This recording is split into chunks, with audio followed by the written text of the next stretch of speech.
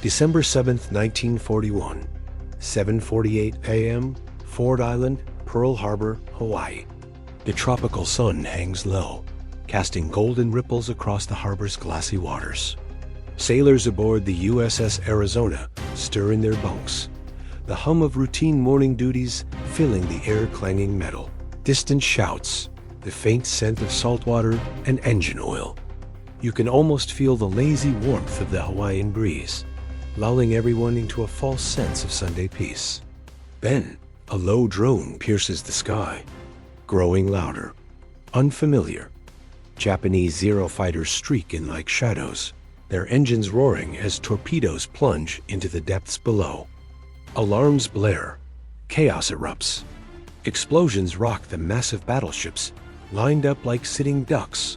Oklahoma, West Virginia, California. Flames leap skyward from the Arizona as a bomb detonates her forward magazine, a cataclysmic blast that hurls debris hundreds of feet into the air.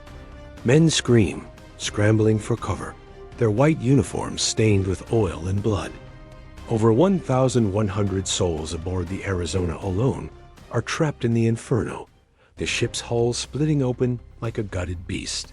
The air thickens with acrid smoke, choking the lungs, while dive bombers circle like vultures, unleashing hell on the Pacific Fleet. But rewind the clock. Months earlier, in the opulent halls of Tokyo's Imperial Navy headquarters, Admiral Azuroku Yamamoto paces with calculated calm. A Harvard-educated strategist, Yamamoto knows the risks, yet he bows to the war hawks. America is a paper tiger, sneers General Hideki Tojo, the hawkish prime minister, his voice echoing in smoke-filled war rooms. Decadent, divided, isolationist, they'll fold after a quick strike. Laughter ripples among the generals. Yamamoto, more cautious, warns in private memos. In the first 6 to 12 months, I shall run wild and win victory upon victory. But then, if the war continues, I have no expectation of success. His words fall on deaf ears. Japan, emboldened by conquests in China and Indochina, sees the U.S. as a nation of jazz-loving civilians, unwilling to bleed for distant islands. The mockery runs deep. Japanese propaganda paints Americans as soft, materialistic, obsessed with Hollywood glamour and consumer goods, not martial valor. They lack the Bushido spirit, declares Admiral Kiichi Nagamo, commander of the Pearl Harbor Strike Force, during briefings aboard the carrier Akagi. His pilots, elite and fanatical, train relentlessly in secret bays, perfecting torpedo runs on mock American ships. They joke about the Gaijin sailors, imagining them scattering like frightened children. Intelligence reports feed the arrogance. U.S. isolationists like Charles Lindbergh argue against war. Congress dithers on military spending, and the American public reels from the Great Depression. Why would such a fractured giant fight? Yet beneath the bluster, cracks form. Yamamoto, gazing at maps of the Pacific, feels a chill. He recalls his time in America, the vast factories, the endless resources. We are awakening a sleeping giant and filling him with a terrible resolve.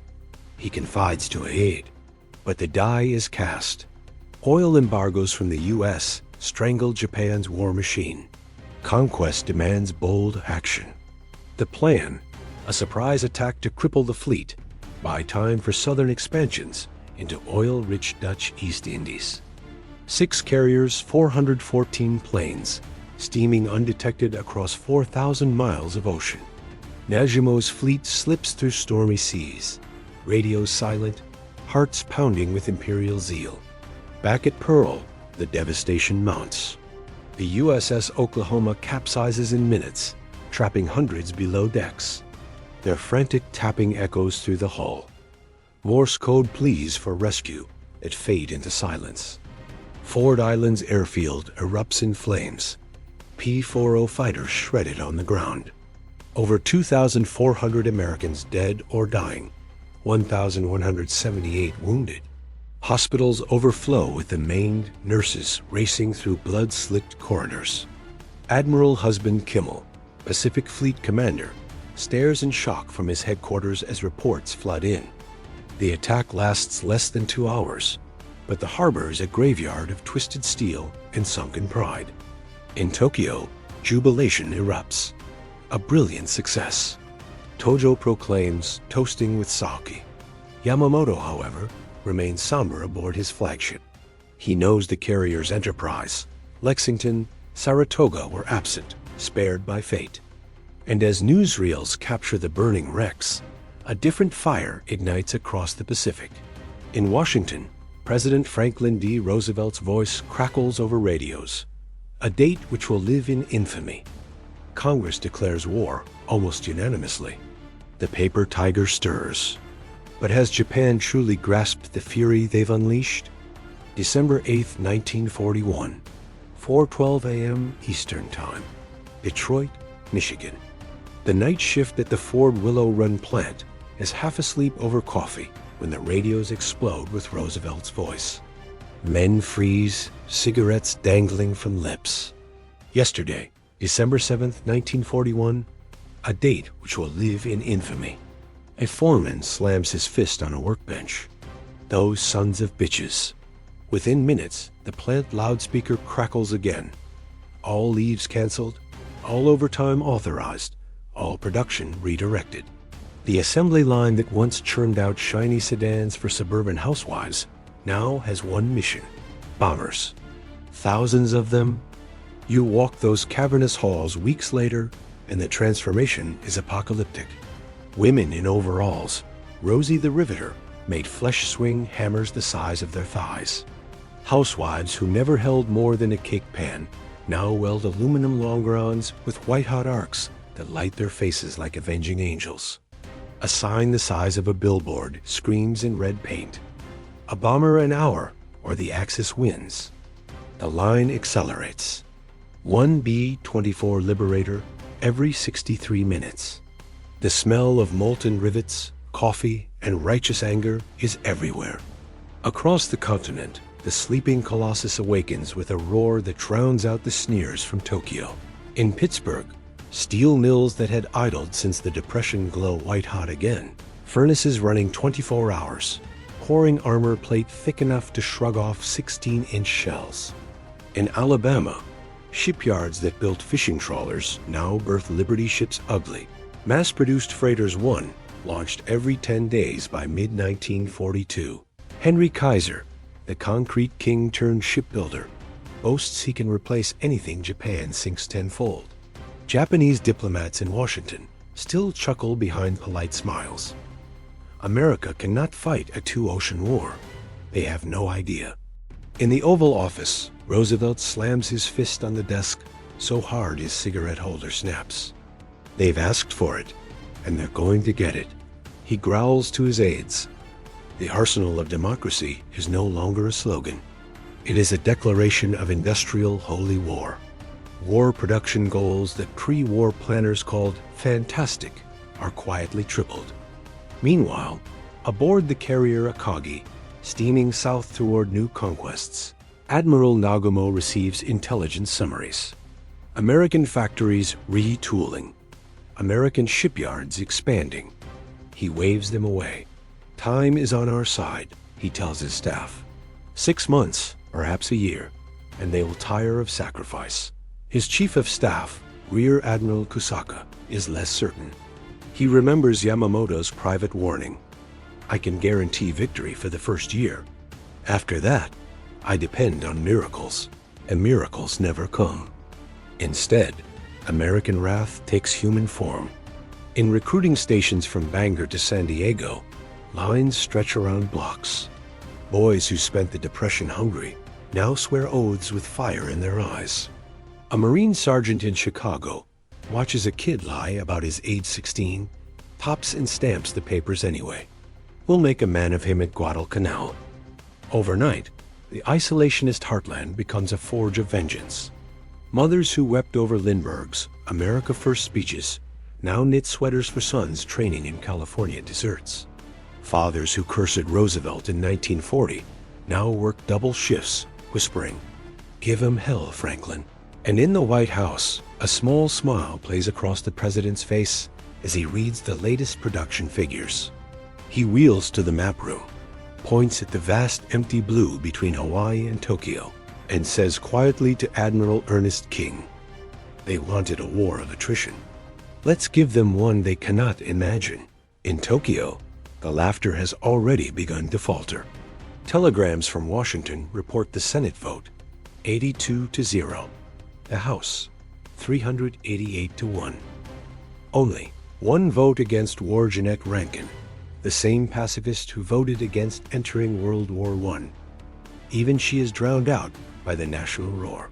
The paper tiger has bared teeth of Krupp steel and claws of aluminum. And it is hungry. But no one in Japan yet grasps just how hungry. April 18, 1942, 8:15 a.m.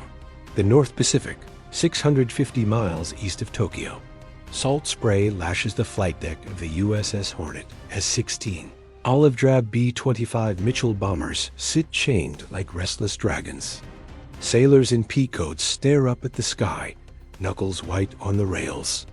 The task force, Hornet and Enterprise, has been slicing through heavy seas for weeks, running dark, no lights, no radio chatter.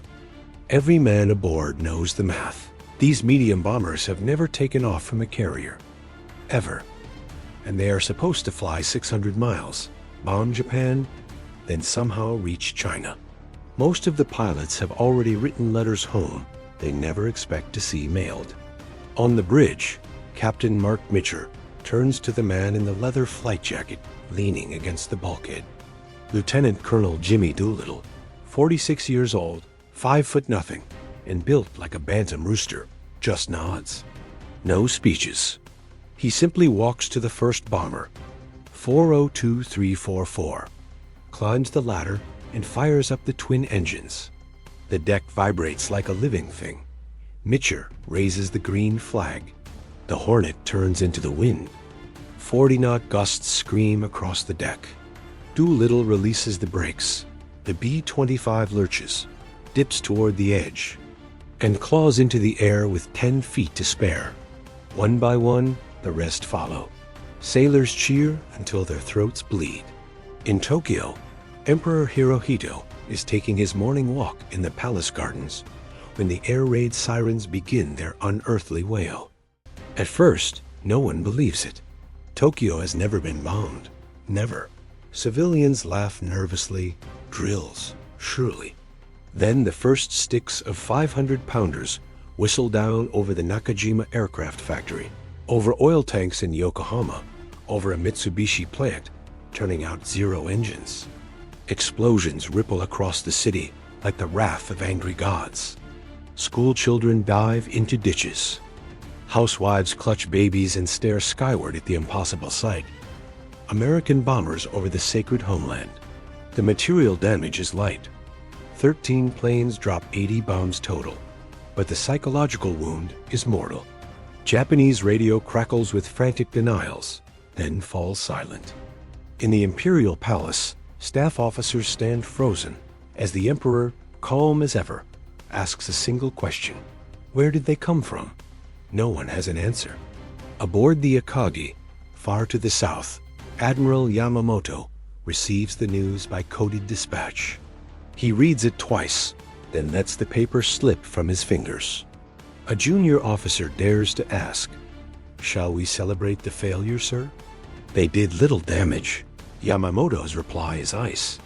They have done more damage to the Japanese spirit than 100 battleships could have achieved. Back in the United States, the raid is front-page lightning. U.S. bombers blast Tokyo, screams the Chicago Tribune. Americans who had spent 4 months swallowing humiliation now stand taller. In bars from Brooklyn to Boise, strangers buy each other drinks and toast those crazy sons of bitches who flew off a carrier. Recruiting surges again. Bond sales skyrocket. Roosevelt, asked at a press conference where the planes came from, grins like a fox and says, "Shangri-La." In living rooms across Japan, the laughter dies forever. Mothers who once boasted their sons would never fight on home soil Now hear the sirens in their nightmares. Propaganda Minister Hideki Tojo storms into a cabinet meeting, face purple. Find who is responsible for this disgrace. 4 admirals are sacked within days. Coastal defense guns that faced only the sea are frantically pivoted inland. Precious Zero squadrons, fighters needed desperately in the South Pacific, are pulled back to guard the sacred capital. The outer empire begins to bleed for the inner one. And somewhere over the East China Sea, Jimmy Doolittle, out of fuel, bails out into a rain-soaked rice paddy. Chinese guerrillas find him half-drowned and laughing like a madman. "Did we hit the bastards?" he asks in broken Chinese. When they nod, he pumps a fist skyward and whispers, "Then it was worth it." Japan has felt the first slap from the awakening giant. It will not be the last. But the next blow is already being forged in steel and fury, and it will fall on a steamy jungle island no one outside the military has ever heard of. An island called Guadalcanal. August 7th, 1942, 9:12 a.m. Iron Batom Sound, Solomon Islands. The humid air hangs like wet wool. Landing craft grind onto the black volcanic sand of Guadalcanal as the first waves of Submarines wade ashore. No opposition, just silence, the screech of tropical birds, and the stink of rotting jungle. They expected a fight. Instead, they find half-finished airstrips, abandoned rice bowls still steaming, and Japanese construction troops fleeing into the kunai grass like startled deer. By nightfall, the American flag flies over an airfield the Japanese had already named Henderson Field. The Marines rename it simply the Cactus Air Force. No one yet understands they have just stepped onto the bleeding edge of a 6-month meat grinder that will change everything. In Tokyo, the news lands like a mortar shell in the middle of Imperial General Headquarters. Vice Admiral Matong Ugaki, Yamamoto's chief of staff, slams the map table so hard the teacups jump. They have taken Guadalcanal? Impossible. But it is true. For the first time since 1937, Japanese troops are being pushed back on land. Tojo demands immediate counterattack. Yamamoto, face carved from stone, knows the real problem. The island sits astride the sea lanes to Australia. Lose it, and the entire southern perimeter begins to unravel. What follows is a campaign fought in the filthiest conditions men have ever endured. Malaria, dysentery, and jungle rot kill more than bullets. Marines drop 20 pounds in a month, their dungarees hanging off skeletons wrapped in skin the color of candle wax. At night, the rain is so heavy you cannot see the man 6 feet away. Japanese soldiers, superb jungle fighters, armed with a lethal Arisaka rifle and an absolute refusal to surrender, slip through the vines like ghosts. They call the place Ga-Tu, Starvation Island. The Marines call it the Green Hell. And every day the Tokyo Express roars down from Rabaul, Japanese destroyers and cruisers, racing at flank speed under cover of darkness to land fresh troops and supplies. Every night, American PT boats and destroyers try to stop them. The narrow waters between Guadalcanal and Florida Island become a naval slaughter pen soon nicknamed Iron Batom Sound for a reason. November 13th to 15th, 1942. The Naval Battle of Guadalcanal. 2 nights of pure chaos. Searchlights stab the black. Star shells turn the sea daylight white. 14-inch shells screen overhead like freight trains from hell. American Admiral Callahan, aboard the cruiser San Francisco, charges straight into the Japanese center with the immortal signal, "We want the big ones." His flagship is torn apart. He dies at his post. Rear Admiral Norman Scott dies beside him. Yet the Japanese battleship Hiei is left burning and helpless, finished off the next morning by Cactus Air Force dive bombers. Vice Admiral Hiroaki Abe, commanding the Japanese force, is wounded and broken. Tokyo's attempt to bombard Henderson Field flat is smashed. Yamamoto, aboard the super battleship Yamato a truck, receives the casualty lists and stares at the bulkhead for a long time. 2 battleships crippled or sunk, 11 destroyers gone, nearly 5,000 elite sailors, and 2 rear admirals dead, all for nothing. American losses are brutal too, but the U.S. Navy can replace ships. Japan cannot. For the first time, the Imperial Navy tastes the bitter truth. Every ship lost is irreplaceable. On land, it is worse. Japanese Colonel Masanobu Tsuji, the fanatic who planned the Malaya campaign, demands human wave attacks against Marine positions on the Atanika River and Bloody Ridge. Night after night, screaming banzai charges crash into barbed wire and machine gun fire. Bodies pile so high, the Marines use them as sandbags. One Japanese officer, watching his battalion cut to pieces, writes in his diary, "We are not fighting men. We are fighting steel." By February 1943, the Japanese High Command quietly orders Operation Key, the evacuation. 30,000 Imperial soldiers have been fed into the grinder. Barely 11,000 are pulled out, most little more than living skeletons. The rest lie in the jungle or at the bottom of the slot. Henderson Field never falls. The road to Rabaul is now open. In the White House, Roosevelt reads the final dispatch and allows himself a rare wolfish grin. "So," he says to his naval aide, "the tide has turned." In Tokyo, Yamamoto gathers his staff on the Yamato's quarterdeck. The humid truck air is thick with defeat. He speaks only 8 words, but they fall like a funeral bell. We have awakened a monster that never sleeps. And far to the north, in the shipyards of California, Washington, and New York, the next wave of that monster is already sliding down the ways. Essex-class fleet carriers, Iowa-class battleships, thousands of new aircraft. An avalanche of steel heading west. Japan's perimeter has cracked. The counterstroke is coming, and this time it will not stop until it reaches the Emperor's Palace. June 20th, 1944. 5:47 a.m., the Philippine Sea, west of the Marianas. The largest carrier battle in history is about to begin, and the Japanese don't yet realize they are already dead. On the flight deck of the brand new USS Lexington, CV-16, the Blue Ghost, risen from her grave at Coral Sea, a 22-year-old ensign from Iowa, watches the first Hellcats launch into the dawn. There are so many American planes in the air that pilots joke they could form a highway back to Pearl Harbor.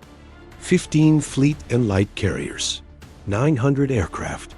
Behind them, 7 fast battleships, including the brand new Iowa and New Jersey, steam in perfect formation, their 16-inch rifles hungry for a target that will never get close enough to fire back. Aboard the Japanese carrier Taiho, the pride of the fleet, unsinkable, they said, Vice Admiral Jisaburo Ozawa still believes in the decisive battle doctrine. He has 9 carriers, but only 430 planes, and most of his pilots have fewer than 6 months' experience. Some have never landed on a carrier at all. They call this operation Aji, the final counterstroke. In Tokyo, Tojo has staked everything on it. Lose here, and the Marianas fall. Lose the Marianas, and B-29s will be able to reach the home islands.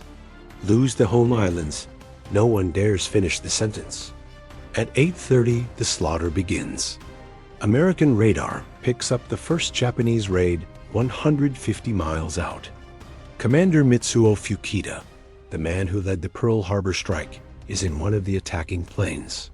He will later describe what happens next as a curtain of steel. Hundreds of Hellcats rise to meet them. The sky becomes a butcher's yard. Japanese planes fall in flaming clusters. Pilots who survived the fighters find themselves facing walls of radar-directed 5-inch, 40 millimeters, and 20 millimeters fire that no courage on Earth can penetrate. In a single day, June 19th, Japan loses over 240 aircraft.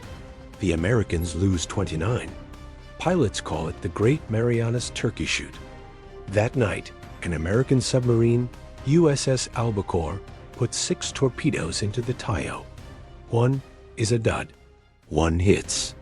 A novice damage control officer spreads burning aviation gas through the ship's ventilation system trying to clear fumes. Taiho explodes so violently that men on nearby cruisers are thrown to the deck by the concussion. Ozawa transfers his flag twice in 24 hours. By dusk on the 20th, two more Japanese carriers, Shukaku and Hiryu's sister Zuikaku, are burning or sunk. Japan's naval air arm, the force that once ruled the Pacific, ceases to exist as a coherent fighting entity. In Washington, Admiral Ernest King reads the after-action reports and allows himself one sentence: "We have just witnessed the end of the Imperial Japanese Navy." The avalanche accelerates. Saipan falls in 3 weeks of suicidal resistance. On July 9th, thousands of Japanese civilians, mothers clutching babies, leap from cliffs rather than surrender. Guam is retaken by August. Tinian by August 1st. Giant runways are bulldozed across coral and jungle. Within weeks, silver B-29s, superfortresses the size of city blocks, begin staging through. Their destination: Tokyo, Osaka, Nagoya, Kobe. March 9th to 10th, 1945, 0:15 a.m., 325. B-29s cross the Japanese coast at 7,000 feet, low enough to smell the pine forests below. Major General Curtis LeMay has stripped every gun but the tail turret and loaded the bellies with M69 incendiary clusters. Over Tokyo, the sky fills with what one crewman describes as a red waterfall. In 6 hours, 16 square miles of the city, the most densely packed urban area on Earth, vanish. Paper and wood homes ignite so fast, the firestorm creates its own wind. Temperatures reach 1,800 degrees Fahrenheit. Over 100,000 people die in a single night, more than Hiroshima and Nagasaki combined. The stench of burning flesh drifts across the Imperial Palace grounds. Emperor Hirohito steps onto his balcony at dawn and sees a column of smoke rising higher than Mount Fuji. In the cabinet room beneath the palace, voices finally crack. Tojo has already been forced out in disgrace after Saipan. Now the new premier, Admiral Kantaro Suzuki, listens as the lords of the army and navy scream at each other like street dogs. One general actually draws his sword in a meeting. The emperor sits in silence, hands folded, realizing the war he never wanted has come home. Across the Pacific, the avalanche is now unstoppable. Iwo Jima falls after a month of underground horror. Okinawa after 82 days of rain, mud, and kamikaze. The fleet that gathers off Japan in the summer of 1945 is the most powerful armada ever assembled. Over 200 American and British warships, including 32 carriers. Japan has 6 operational combat aircraft left in the home islands. And still the High Command clings to Ketsuji, the decisive homeland battle, planning to bleed America on the beaches of Kyushu until Washington sues for peace. They do not yet understand that the giant they mocked as a paper tiger has become something far worse. It has become inevitable. August 6, 1945, 8:15 a.m. plus 17 seconds. Hiroshima, Japan. Captain Kermit Behan, bombardier of the B-29 Enola Gay, peers through the Norden bombsight at the Aioi Bridge, the perfect T-shaped target. He has rehearsed this moment for months. His voice is almost bored over the intercom. I see it. Bombs away, the flash is whiter than the sun. A purple fireball blooms, then a column of smoke and dust that climbs 5 miles high in 90 seconds. The temperature at ground zero reaches 6,000 degrees Celsius, hotter than the surface of the sun. Shadows of vaporized people are burned permanently into stone steps. A streetcar full of morning commuters is frozen mid-motion. Passengers turn to carbon statues, still clutching their straps. The shockwave flattens everything within a mile, then sucks the wreckage back into the vacuum and sets it on fire again. By nightfall, Hiroshima is a city-shaped crematorium. In the imperial palace, Emperor Hirohito is eating breakfast when the first garbled reports arrive. A new kind of bomb. One plane, one bomb. An entire city erased. The room goes still. No one speaks the word atomic, but everyone feels the floor drop out from beneath history. August 9th, 11:02 a.m., Nagasaki. Major Charles Sweeney, flying boxcar, almost aborts. Cloud cover hides the primary target. Fuel is critically low after a rendezvous failure. At the last moment, a hole opens over the Urakami Valley. Fat Man, plutonium this time, falls. The hills that were meant to contain the blast instead channel it like a shotgun barrel. 40,000 die instantly. Another 40,000 in the weeks that follow. A Catholic cathedral, the largest in Asia, is less than 500 yards from ground zero. The priests inside are vaporized mid-prayer. That same morning, the Soviet Union tears up the 1941 Neutrality Pact and invades Manchuria with 1.5 million men. The Kwantan Army, once Japan's pride, is annihilated in days. Japanese commanders in the field send frantic cables. Enemy tanks advancing faster than we can read the messages. In Tokyo, the Supreme War Council meets in a bunker 30 feet underground. The air is thick with cigarette smoke and panic. Army Minister Korechika Anami, the last true believer, still demands the honorable death of the 100 million. He wants every man, woman, and child armed with bamboo spears to die on the beaches. Navy Minister Yonai knows it is madness. Foreign Minister Togo begs for surrender.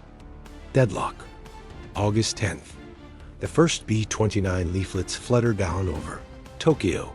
Photographs of Hiroshima's mushroom cloud and a simple message in Japanese. This is what happened to Hiroshima. Your leaders have a choice. Surrender or the next one falls on Tokyo. Civilians read them in stunned silence. The myth of invincibility is dead. Mothers hide the leaflets from their children, then cry alone. August 14th, midnight, the Imperial Conference. The Emperor speaks for only 7 minutes. His voice, heard by almost no Japanese subject in history, is thin, reedy, almost hesitant. Yet every word lands like a hammer on an anvil. The war situation has developed not necessarily to Japan's advantage. I desire that you, my subjects, endure the unendurable and suffer the insufferable. Anami weeps openly. Some officers scream, "Traitor!" Others bow until their foreheads touch the tatami. Outside the bunker, young fanatics attempt a coup, the Kiryu incident, storming the palace to destroy the surrender recording. They fail. At dawn, Anami commits seppuku with his own sword, writing in blood on the floor. With my death, I humbly apologize to the Emperor and the Japanese people. August 15, noon. For the first time in history, Hirohito's voice crackles over every radio in the empire. Millions kneel in streets and rice paddies. Old men clutch portraits of the Emperor and sob like children. Soldiers in distant jungles, some who will not hear the broadcast for weeks, stare at the sky and lower their rifles. Japan has mocked the paper tiger. The tiger answered with the fires of the sun itself. And when the smoke finally cleared, the empire that had laughed loudest on December 7th, 1941, was nothing but ashes and silence.